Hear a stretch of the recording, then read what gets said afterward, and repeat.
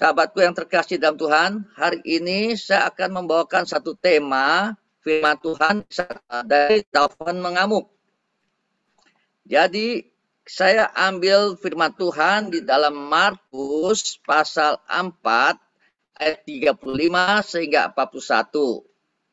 Di mana firman Tuhan berkata bahwa ayat 35, pada hari itu, waktu hari sudah petang, Yesus berkata kepada mereka, marilah kita bertolak ke seberang. Ayat 36, mereka meninggalkan orang banyak itu, lalu bertolak dan membawa Yesus beserta dengan mereka dalam perahu, di mana Yesus telah duduk dan perahu-perahu lainnya juga menyertai. Selanjutnya, ayat firman Tuhan ini berkata di dalam ayat 37, lalu mengamuklah taufan yang sangat dahsyat, dan ombak menyembur masuk ke dalam perahu sehingga perahu itu mulai penuh dengan air. Ayat 38-nya, pada waktu itu Yesus sedang tidur di buritan di sebuah tilam. Maka murid-muridnya membangunkan dia, berkata kepadanya, Guru, engkau tidak peduli kalau kita binasa? Jadi kita lihat lagi lanjutnya ayat 39. Firman Tuhan berkata apa?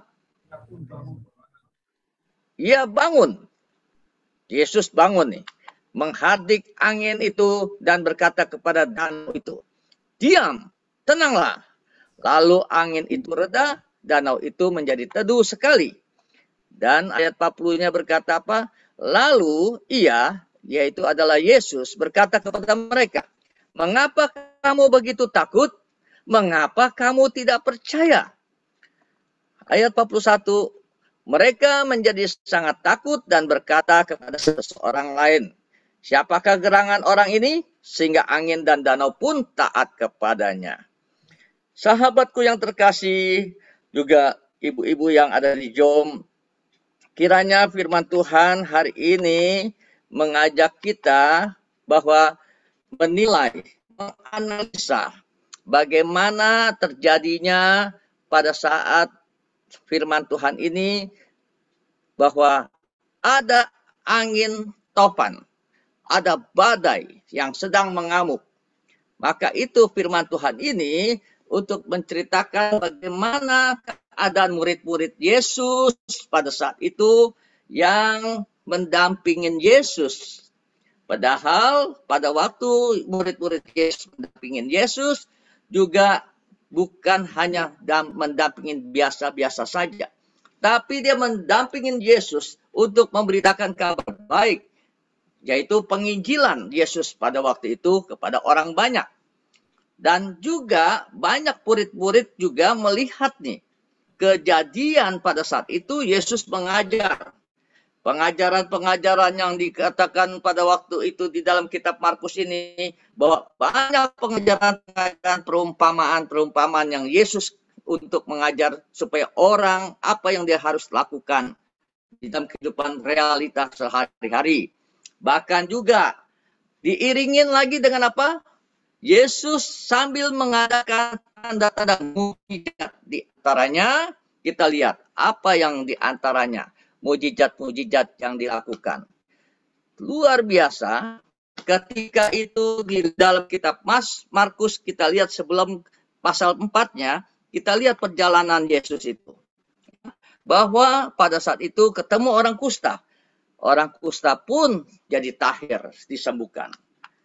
Itu disaksikan sendiri oleh murid-murid. Bahkan juga ada lagi dikatakan orang yang lumpuh. Sampai pada saat itu dia mau masuk ke rumah itu, pada Yesus sedang lagi memberitakan kabar baik, itu penuh orang, tidak bisa masuk ini orang lumpuh, sehingga dia diangkat oleh 4 orang ke atap rumah, diturunkan langsung dari atap rumah. Luar biasanya. Tuhan Yesus melihat iman orang yang sepakat ini, maka orang lumpuh ini menjadi sembuh. Jadi mujizat terjadi lagi, bukan? Nah, selanjutnya kita lihat lagi sebelum dalam kitab Markus ini yang pasal 4 ini, sebelumnya ini Yesus apa yang Yesus lakukan? Yesus mengusir setan Beelzebul namanya. Dia lakukan dengan dia hadik langsung keluar setan Beelzebul itu. Jadi setan Beelzebul ini seperti penghulu, jadi lebih besar dari setan-setan biasa kekuatannya. Sahabatku yang terkasih dalam Tuhan. Jadi artinya Yesus sudah menunjukkan dirinya bahwa dia berkuasa. Dan apa yang terjadi? Tetapi walaupun murid-murid sudah melihat kuasa Yesus, bahkan menyaksikan langsung, kenyataannya saat hadapi badai Taufan mengamuk pada waktu itu, tahu-tahu timbullah ketakutan yang amat sangat. Kenapa? Coba bayangkan, padahal ini murid-murid sudah dekat dengan Tuhan Yesus. Murid-murid melihat kesaksian bagaimana nyata mujizat-mujizat kuasa Tuhan itu luar biasa. Dan Tuhan Yesus pun mengajarkan juga, jika engkau percaya, maka engkau akan bisa melakukannya. Dan Tuhan sudah berikan contoh-contohnya. Jadi cerita ini bahwa bisa saja dikaitkan di dalam kehidupan kita. Apa yang sedang kita alami hari-hari ini? Atau pernahkah kita alami ketakutan yang amat sangat di saat alami badai hidup kita? Padahal mungkin kita adalah orang-orang yang rajin ke gereja nih. Suka persekutuan, suka berdoa, suka baca firman, dan lain-lain kegiatan rohani. Nah, ternyata tidak cukup sampai di situ. Sahabatku yang terkasih dalam Tuhan. Bahwa dikatakan murid-murid pada saat itu yang sudah dekat dengan Tuhan Yesus, dia apa yang terjadi? Ketakutan. Apalagi Yesus tidur saja di buritan. Seperti tidak peduli dalam keadaan masalah persoalan yang dihadapi. Angin ribut, badai datang menerpa. Sampai ombak pun mendebur sampai masuk air perahu. Tapi itu semuanya, apa yang terjadi murid-murid saat itu? Ya memang dia seorang pakar nelayan.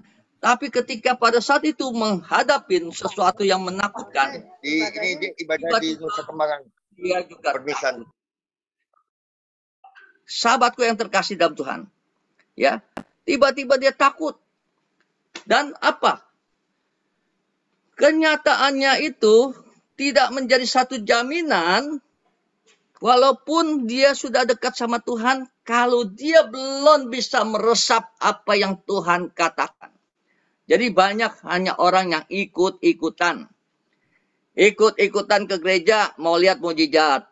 Tapi giliran pada waktu membutuhkan mujizat dia nggak percaya. Padahal mujizat itu nyata. Kalau orang yang percaya. Saya sangat yakin pasti ya pada waktu itu Yesus dalam keadaan dia tidur di buritan, apakah Yesus tidak tahu keadaan itu? Saya yakin pasti dia tahu. Maksudnya apa? Yesus berdiam diri bahkan sambil tidur di buritan dengan nyenyaknya. Nah, sahabatku yang terkasih, saya yakin ada sesuatu yang Tuhan inginkan. Jadi dalam hal inilah saya melihat menyimak firman Tuhan ini ternyata kata kuncinya adalah apa yang sahabatku yang terkasih? Kata kuncinya, mengapa kamu takut dan mengapa kamu tidak percaya? Perkataan ini sangat tajam. Kalau kita analisa, sepertinya Yesus kecewa dengan murid-muridnya. Kenapa? Sahabatku yang terkasih dalam Tuhan, saat ini seringkali ya bahwa kenapa Yesus kecewa? Karena ya kita lihat, coba Tuhan Yesus pada waktu dia melihat murid-murid, dia kumpulkan 12 orang itu, dan Yesus sudah memilih mereka menjadi murid mula-mula. Bahkan di dalam kitab Markus ini dikatakan Tuhan panggil murid-murid ini menjadi rasul. Artinya ada sesuatu yang dikhususkan. Orang yang dipanggil oleh Tuhan Yesus secara khusus. Otomatis kalau yang sudah dipanggil secara khusus, mestinya dia sudah paham apa yang maksudnya Tuhan, dan Tuhan sudah buktikan, Tuhan sudah saksikan. Maka kenapa Tuhan Yesus berkata demikian seperti ada kekecewaan kepada murid-muridnya? Karena sudah dipilih mereka menjadi murid mula-mula, kok masih takut? Kedua, Yesus mengajak murid-muridnya beritakan Injil. Sudah jelas-jelas kepada orang banyak Yesus mengajarkan itu. Dan yang ketiga, Yesus telah memperlihatkan kuasa mujizatnya. Saat itu banyak orang disembuhkan dengan otoritas kuasa Tuhan. Ya. Dan yang keempat, Yesus bersama-sama dengan murid-muridnya juga di dalam perahu. Bagaimana tidak kecewa? Maka perkataan itu sedikit kecewa saya lihat. Bahwa kenapa? Aku ada di dalam nih. Di dalam perahu. Kok kamu masih takut? Nah, padahal apakah Tuhan itu bisa mau umpamanya dia itu bisa tenggelam atau bisa binasa? Kalau orang yang tahu Yesus itu siapa, mengenal secara dekat, pasti dia percaya sepenuhnya. Inilah kalau orang yang hanya kulitnya saja. Bisa dibilang pengikut Kristus. Bisa dibilang, wah, pokoknya aktivis. Rajin melayanin. Tapi sejauh mana hatinya? Percaya kepada Tuhan sepenuhnya kah? Kadang-kadang itulah yang menjadi Yesus bisa berkata, aduh, aku sudah pilih kamu, aku sudah berikan sesuatu buat kamu, pandangan, mujizat yang nyata, tapi kamu sepertinya tidak percaya. Maka itu Yesus berkata demikian. Mengapakah kamu takut? Mengapakah kamu tidak percaya? Wah, padahal coba kalau seandainya dia percaya, dia tidak akan takut. Percaya saja sama Tuhan. Ya kalau saya mungkin pada waktu itu, saya berpikir, kalau saya sudah ngikut nih, kan ada bukti-buktinya. Ketika Tuhan Yesus itu tidur, deketin aja tidur sama dia. Mau mati, mati sama-sama. Nggak mungkin mati kalau kita tahu bahwa Tuhan Yesus itu hebat. Tuhan Yesus dahsyat. Mestinya gitu, kita pasrah aja. Atau kita praktekkan kuasa Tuhan. Oke lah, kalau dikatakan ini baru pelajaran perjalanan yang baru. Ya, di dalam Markus itu saya lihat perjalanan yang masih baru. Murid-murid yang sedang dilatih. Oke, nah kita lanjutnya gini. Seringkali kita juga menjadi satu pelajaran dalam hal ini. Ya, kita pun demikian. Sudah paham bahwa Yesus adalah Tuhan yang sanggup menolong. Siapa yang percaya Tuhan Yesus sanggup menolong? Angkat tangan. Nah, percaya betul-betul ya? Amin. Yesus juru selamat. Percaya kan? Amin. Pantaskah kita masih ketakutan? Ini menjadi pertanyaan. Memang tidak bisa dipungkiri ketika berhadapan dengan masalah, kita kadang-kadang kadangkala kita kecut dan tawar hati. Dan itu pun terjadi juga dalam pribadi saya. Walaupun saya sudah rajin ke gereja, walaupun saya juga jadi pengikut Kristus yang setia, walaupun saya juga memberitakan kabar baik, menjadi penginjil. Tapi ketika menghadapi masalah, sempat juga ketakutan itu datang menghimpit.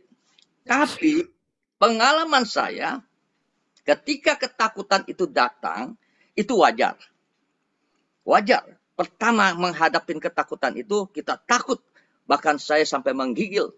Bahkan saya pada saat menangis, sampai tidak lagi bisa mengeluarkan suara. Hanya mengerang. Netes air mata saja. Saking beratnya waktu itu masalah saya.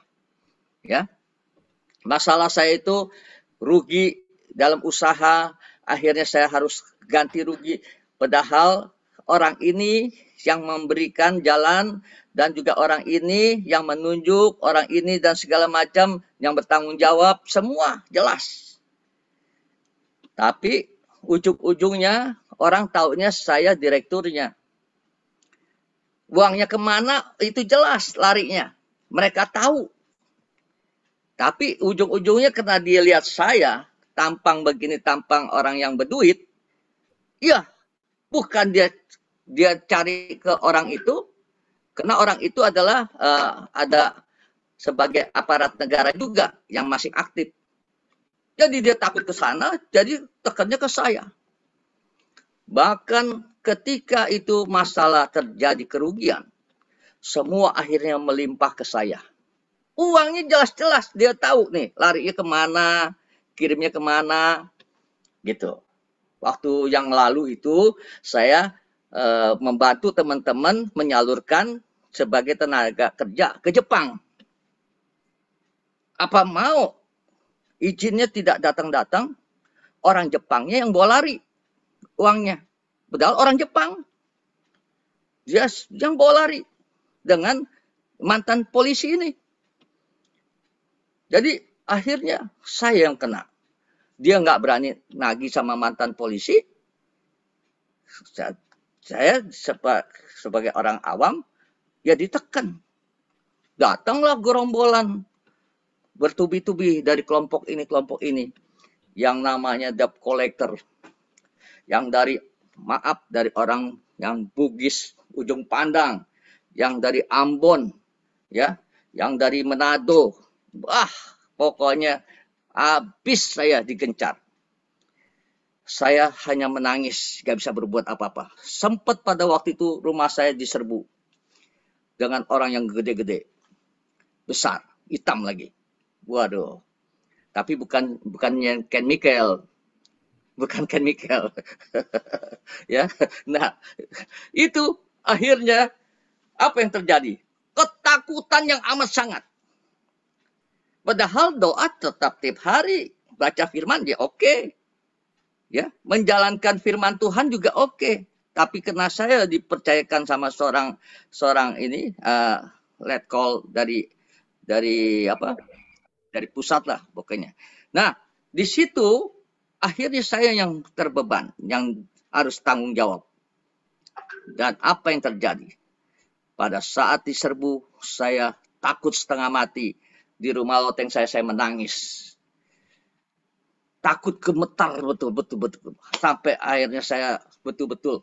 Saya bilang, aduh Tuhan, sampai. Tapi masih ada bahwa hati saya serahkan sepenuhnya pada Tuhan. Sebab saya bilang, Tuhan, Engkau tahu semuanya ini, masalah ini. Bukan saya yang sengaja menipu. Dan saya nggak pegang uangnya. Dan apa yang terjadi, sahabatku? Ketika saya menangis mengerang, ada tangan jari ini, jari telunjuk, itu tulis di dada saya. Jangan takut dan gentar hatimu.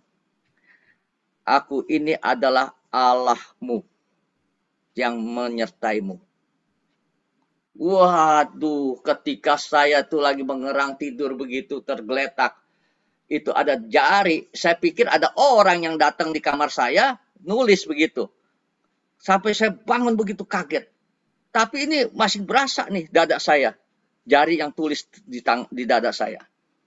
Siapakah gerangan itu?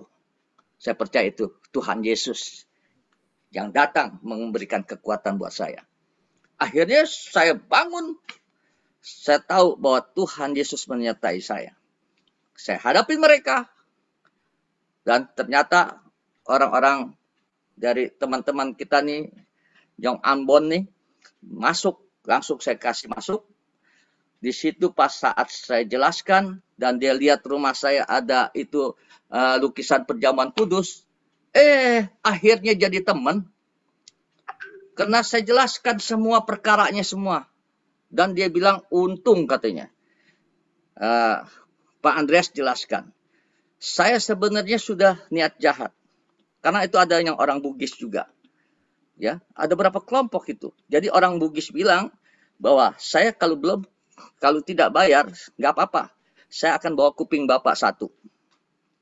Aduh, gemeter saya betul-betul. Nah, tapi pembelaan itu terjadi saat itu ketika saya jelaskan. Tiba-tiba saya bisa ngomong. Saya bisa ini buktikan apa yang terjadi yang sebenarnya. Sampai dibilang, waduh, untung saya nggak salah tangan. Kalau begitu sekarang saya yang bela Bapak. Wah, akhirnya saya dibela sama mereka. Luar biasa. Orang yang mereka-reka jahat, Tuhan buat jadi mereka-reka yang baik. Itulah kalau kita mengandalkan Tuhan. Memang ketakutan itu ada. Tapi di manakah hatimu, percayakah sama aku, kata Tuhan. Jadi kalau kita menghadapi sesuatu, kita jangan sampai takut berkelebihan. Takut sesaat oke, tapi ada solusinya. Ya, pada saat badai itu mengamuk. Ya, kalau begitu, apa yang harus kita lakukan di saat badai taufan mengamuk? Ya, sepertinya kita ketakutan sekali menghadapi kehidupan kita. Kadang-kadang kita juga berpikir, habislah hidupku ini. Seperti pada saat saya masuk ke Nusa Kambangan. Aduh, saya takutnya setengah mati. Karena kan cerita-ceritanya serem waktu itu sebelumnya. Waktu di Salemba. Jadi pada saat malam itu diangkut saya. Hari Kamis malam, malam Jumat. Jadi setengah 12, jam 12 lewat ya baru berangkat. Aduh, saya bilang, habis dah aku hidupnya. Tapi pemeliharaan Tuhan itu luar biasa. Nah, jadi kita tahu apa yang harus kita lakukan. Kalau begitu, coba kita simak baik-baik. Ada 3 hal yang saya perhatikan di sini. Ya, pertama, jangan melihat masalah itu lebih besar dari imanmu percaya kepada Tuhan. Ingat, apakah kita percaya sungguh-sungguh sama Tuhan? Inilah satu ujian buat kita. Kalau kita sungguh-sungguh percaya bahwa kita melihat masalah itu, jangan kita anggap itu lebih besar dari Tuhan kita.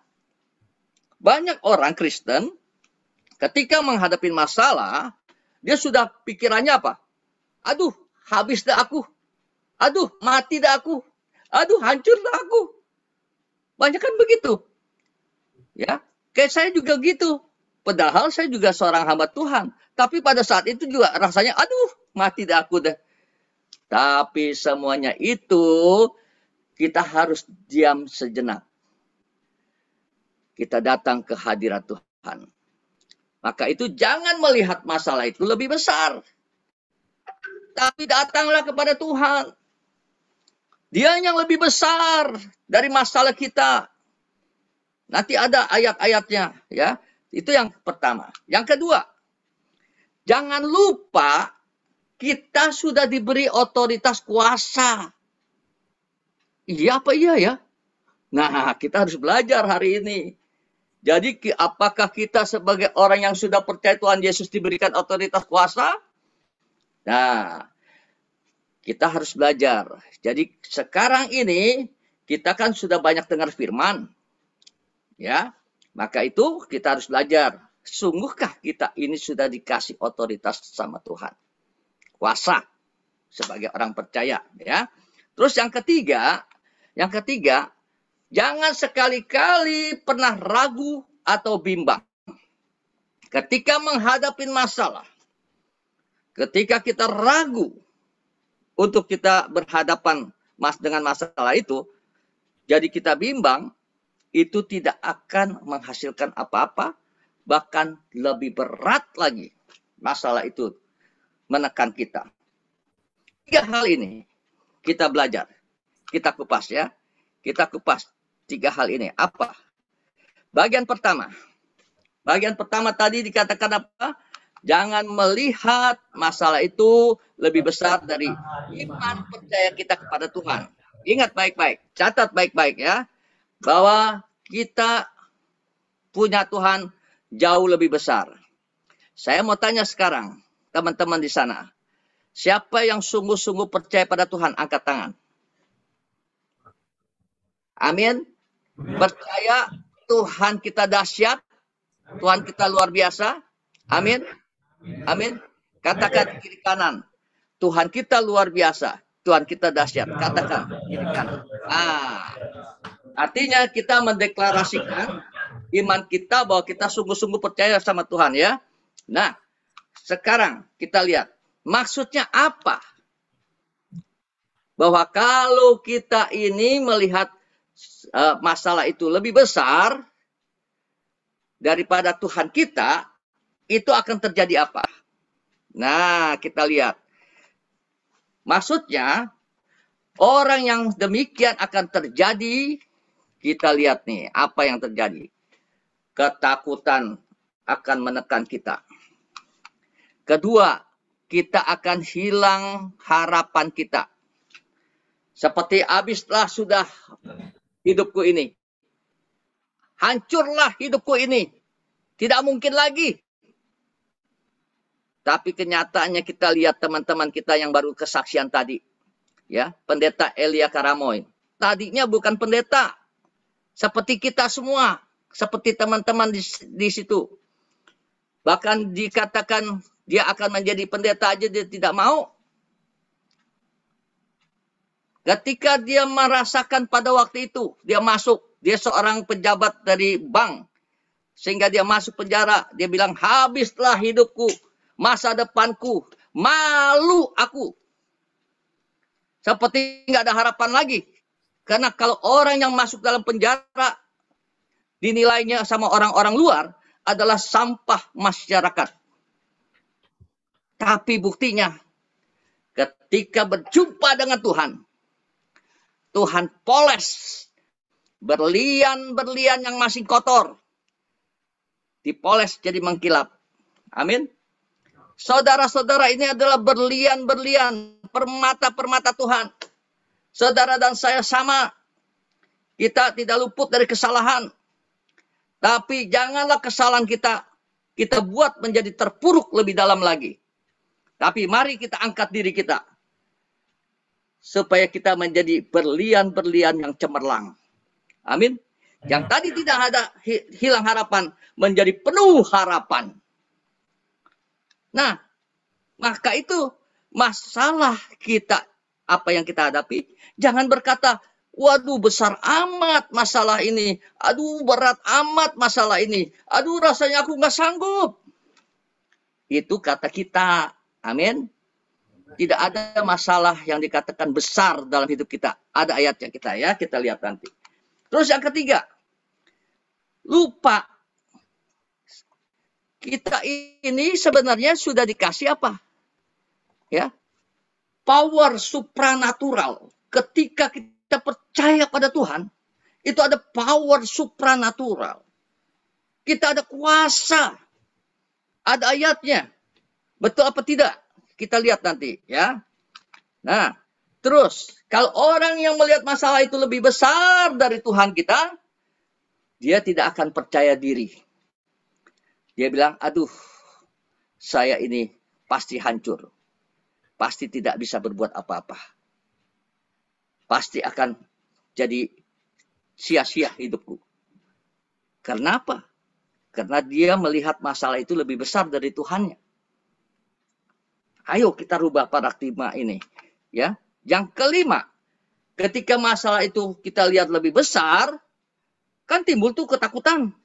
Sepertinya hilang harapan. Lupa kita ada power yang Tuhan kasih. Akhirnya kita tidak percaya diri kan? Nah, timbullah tawar hati. Coba tolong teman, buka Amsal 24 ayat 10. Tolong yang ada di sana, tolong baca yang keras. Amsal 24 ayat 10. Ya, orang yang tawar hati gimana? Amsal pasal 24 ayat 10. Ya, salah satu teman di sana baca yang keras.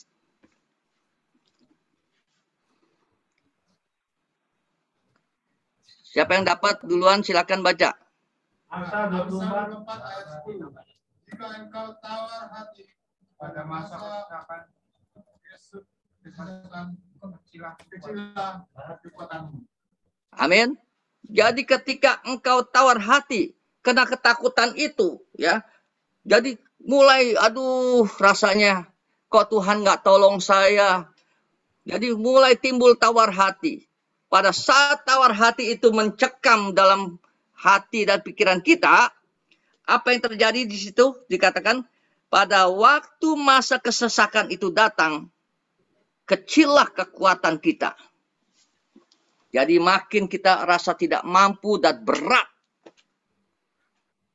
Karena kita fokus kepada masalah yang besar sepertinya. Padahal, yuk kita pelajarin lagi apa yang maksud firman Tuhan ini.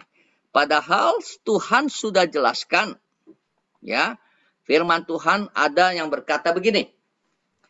Masih ingat gak? 1 Korintus pasal 10 ayat 13. Siapa yang ingat? Angkat tangan. 1 Korintus pasal 10 ayat 13. Ada yang ingat gak? Teman-teman, tiap hari baca firman gak? Ya. 1 Korintus pasal 10 ayat 13. Apa tuh bunyinya? Ada yang ingat? Pencobaan biasa. Oke, benar. Jadi 1 Korintus pasal 10 ayat 13. Pencobaan yang kamu alami ialah pencobaan yang biasa.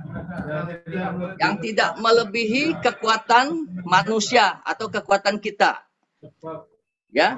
Sebab Allah setia dan karena itu Tuhan tidak akan membiarkan kamu dicobai melampaui kekuatanmu, kekuatan kita. Pada waktu kamu atau pada waktu kita dicobai oleh iblis, ya, bukan dicobai oleh Tuhan, ya, dicobai oleh iblis. Iya, Tuhan ini akan memberikan kepadamu jalan keluar sehingga kamu dapat menanggungnya. Amin. Jadi tidak ada tuh yang dikatakan masalah yang besar itu menghancurkan hidup kita. Sepertinya pencobaan ini pencobaan yang sangat luar biasa. Ya, kalau sejarah kita lihat hanya Ayub yang dikatakan penderitaan yang luar biasa.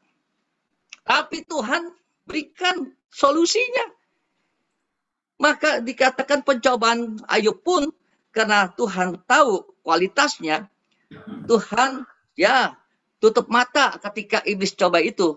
Cuman Tuhan bilang, iblis, jangan engkau ambil nyawanya. Dia adalah milikku. Nah, jadi Tuhan sudah pagar. Tidak akan kita binasa. Tuhan akan berikan kekuatan. Berikan jalan keluarnya. Ya, Tuhan berikan sesuatu yang dikatakan bahwa kita akan mampu menghadapinya. Selanjutnya kita lihat apa yang terjadi. Bagian kedua. Bagian kedua kita lihat. Bagian kedua tadi dikatakan jangan lupa kita sudah diberi otoritas kuasa. Nah, otoritas kuasa apa sih? Dan betul nggak kita sudah diberikan otoritas? Percayakah Anda saat ini sudah memiliki otoritas kuasa Tuhan? Coba, siapa yang kira-kira percaya bahwa Tuhan sudah berikan otoritas kuasa Tuhan? Coba angkat tangan. Betul-betul ya, percaya ya? Oke? Oke, nanti kita akan uji. Ya. Jadi, percayakah Anda saat ini sudah memiliki otoritas kuasa Tuhan? Dan tadi sahabatku angkat tangan. Artinya percaya ya? Oke. Oke. Pertanyaannya, supaya kita betul-betul mengerti, oleh sebab apa kita sudah diberikan kuasa Allah? Nah, kita harus tahu, betul nggak ya kita sudah diberikan kuasa Tuhan? Oleh sebab apa? Kita berkata nih, kita sudah diberikan kuasa Allah. Supaya kita jangan ragu. Karena semuanya ini ada kuncinya, ada firman-Nya. Dan itu pun ada buktinya kalau kita lakukan firman ini. Maka itu kita harus belajar mengerti firman Tuhan dengan baik. Coba di saat kita percaya Yesus adalah juru selamat. Saat itu juga kita dimeteraikan oleh Roh Kudus. Nah, disinilah kata kuncinya bahwa dasarnya kenapa kita ada otoritas kuasa. Ya, karena kita pertama-tama percaya kepada Yesus adalah juru selamat. Yang percaya angkat tangan. Yesus adalah juru selamat. Amin. Haleluya. Luar biasa. Nah, selanjutnya ayatnya yang mana? Bahwa ketika kita percaya Yesus adalah juru selamat, kita dimeteraikan oleh Roh Kudus. Jadi ada ayatnya. Jadi kita bukan sembarang ngomong. Jadi kita betul-betul harus yakin. Nih ayatnya. Ya. Bahwa Efesus pasal 1 ayat 13. Tolong baca teman-teman. Supaya teman-teman betul-betul melekat nih firman Tuhan. Saya undang untuk baca. Supaya apa? Supaya betul-betul melekat. Di dalam Dia. Ayo baca yang keras. Dan Roh Kudus itu adalah di dalam Dia kamu. Di dalam Dia kamu juga, karena kamu telah mendengar firman kebenaran, yaitu Injil keselamatanmu. Di dalam Dia kamu juga, ketika kamu percaya, dimateraikan dengan Roh Kudus dan dijanjikannya itu. Nah, jadi sahabatku, ketika di dalam Dia kamu juga, karena kamu telah mendengar firman, ya, firman apa? Firman kebenaran. Yang hari-hari kita mendengar firman Tuhan dari hamba Tuhan, atau kita baca firman Tuhan hari-hari, itu dikatakan bahwa itulah Injil keselamatan kita. Nah, ketika itu timbullah pengertian untuk kita menjadi percaya. Di dalam Dia juga kamu, ketika kamu percaya. Jadi yang percaya coba angkat tangan siapa? Nah, Anda yang angkat tangan ini adalah orang-orang yang percaya. Dikatakan apa? Langsung dimeteraikan dengan Roh Kudus yang dijanjikan Tuhan Yesus. Amin. Bahwa kita sudah percaya Tuhan Yesus, artinya sudah dimeteraikan Roh Kudus. Nah, baru selanjutnya kita lihat. Dan apa yang terjadi setelah menerima Roh Kudus, apa yang terjadi. Nah, tolong baca Kisah Para Rasul ayat 1. Kisah Para Rasul 1 ayat 8. Tolong baca. Jadi kita akan mengerti lebih jelas. Ketika kita percaya, dimeteraikan Roh Kudus. Nah, selanjutnya, ketika kita sudah dimeteraikan Roh Kudus, apa yang terjadi? Tolong, Kisah Para Rasul 1 ayat 8. Baca. Tetapi kamu akan menerima kuasa. Tetapi kamu akan menerima kuasa kalau Roh Kudus turun ke atas kamu, dan kamu akan menjadi saksiku di Yerusalem dan di seluruh Yudea dan Samaria dan sampai ke ujung bumi. Amin. Amin.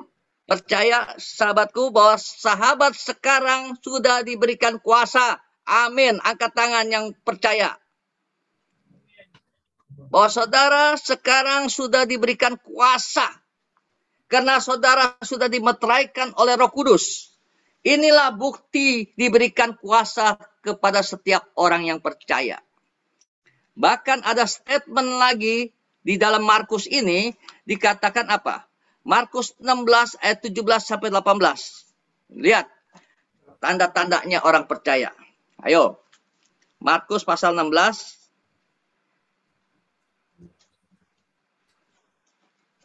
Markus pasal 16 ayat. Udah dapat? Udah dapat belum? Ya. Markus pasal 16 dari ayat 16 sampai 18. Markus pasal 16 ayat 16 sampai 18. Ya. Siapa yang percaya dan dibaptis akan diselamatkan, tapi siapa yang tidak percaya akan dihukum. 17. Tanda-tanda ini akan menyertai orang-orang yang percaya. Mereka akan mengusir setan-setan demi namaku.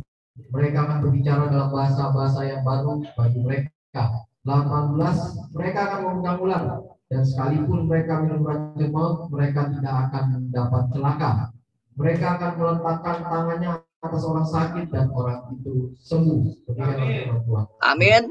Hari ini katakan, aku percaya sekarang aku sudah diberikan kuasa.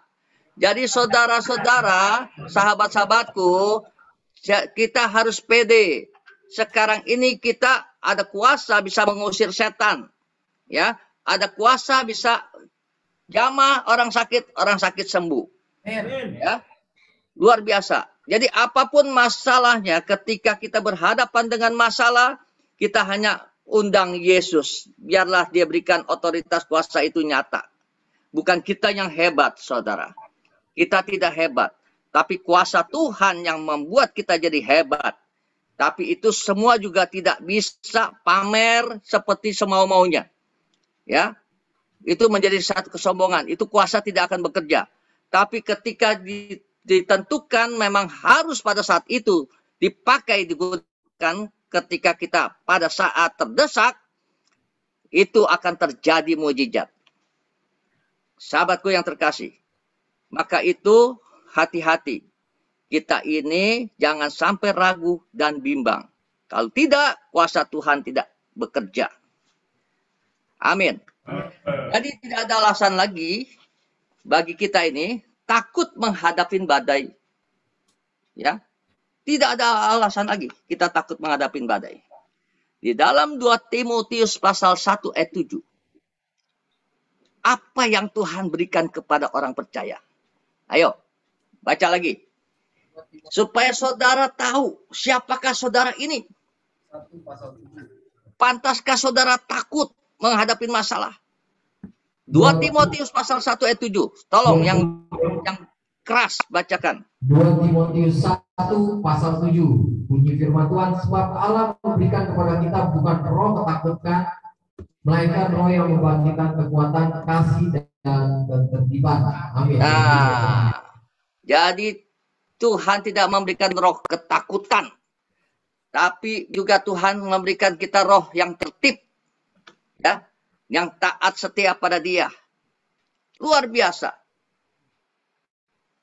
Jadi kita tidak perlu ragu lagi bahwa tidak ada lagi roh ketakutan di dalam hidup kita orang yang percaya. Amin. Sekarang bagian yang ketiga, yang terakhir ini. Jangan pernah ragu atau bimbang. Jadi ini sesuatu dilema bagi orang percaya yang ragu dan bimbang, maka dia tidak akan mendapatkan apa-apa. Yuk kita buka firman Tuhannya. Yakobus pasal 1 ayat 6 sehingga ayat 8. Coba tolong lagi yang bisa baca dengan keras.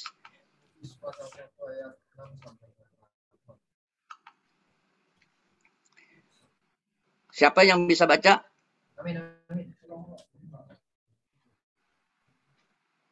Habis Ibrani. Yakobus pasal 1 Yakobus pasal 1 ayat 6 sampai dengan 8. Ayat 6. Ya. Hendaklah ia memintanya dalam iman dan sama sekali jangan bimbang. Ya. Sebab orang yang bimbang sama dengan gelombang laut yang diombang-ambingkan kian kemari oleh angin. Ayat 7. Ya. Orang yang demikian janganlah mengira bahwa ia akan menerima sesuatu dari Tuhan. Ayat 8. Sebab orang yang berdua hati tidak akan tenang dalam hidupnya. Amin. Nah, jadi firman Tuhan katakan di sini, pada saat kita meminta sesuatu, memohon sesuatu pada Tuhan dengan iman, ya, bukan hanya dengan mulut, dengan iman. Dengan iman arti perkataan kita itu kita yakin. Maka itu, ya, di dalam Yakobus pasal 1 ayat 6 sampai ayat 8 ini, ketika kita pernah ragu dan bimbang, apa yang terjadi dalam hidup kita? Kita akan terombang-ambing kian kemari. Waduh, paling nggak enak, nggak ada menentu yang kita arah. Akhirnya kita jadi apa? Jadi bingung, saudara. Ya, selanjutnya tidak mendapat jawaban dari Tuhan. Jadi ketika kita berdoa, tidak akan ada jawaban. Paling tidak enak kalau kita berdoa tidak ada jawaban. Kita memohon pada Tuhan, tapi tidak, Tuhan diam. Yang ketiga, semakin bingung kita. Ketika kebingungan itu datang menghimpit kita, percaya, saudara tidak akan tenang. Betul apa betul? Ya. Ya, ya. Terus selanjutnya dikatakan apa? Keempat, mulailah apa yang kita arahkan, apa yang kita fokuskan, buyar semua, hilang arah. Kita bingung kemana jadinya tujuan hidup kita ini. Padahal cita-cita pertama kita menjadi orang yang bahagia, orang yang bisa menyenangkan orang tua, orang yang bisa menyenangkan keluarga, istri dan anak-anak. Tapi kenyataannya apa yang kita dapati? Malah menghancurkan masa depan istri dan anak kita, menghancurkan orang tua kita. Sepertinya dia sangat kecewa besar dalam hal itu. Jadi hidup kita ini, kemana kita harus melangkah? Akhirnya kadang-kadang orang bisa frustasi. Nggak heran, ada yang nggak kuat, dia gila.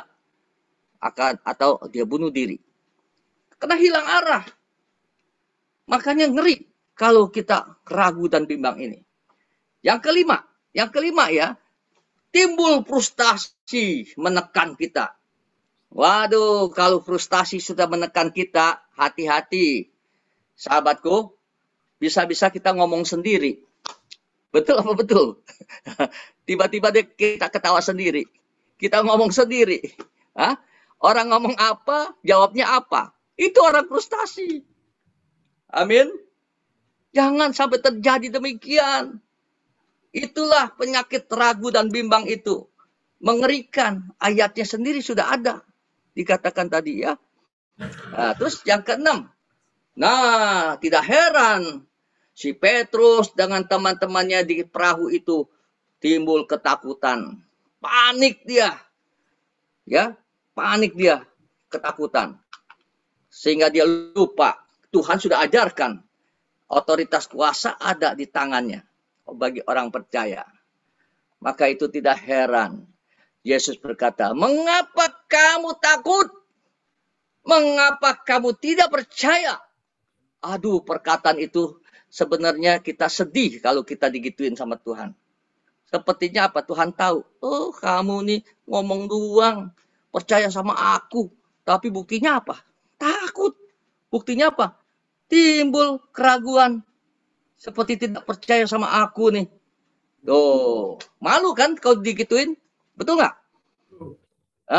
Maka itu kita harus yakin. Kita kalau betul-betul mengerti firman Tuhan dengan benar, percaya dah. Anda semua akan menjadi orang yang jempolan di mata Tuhan. Amin. Ya. Jadi ketika menghadapi badai, taufan mengamuk, ingat.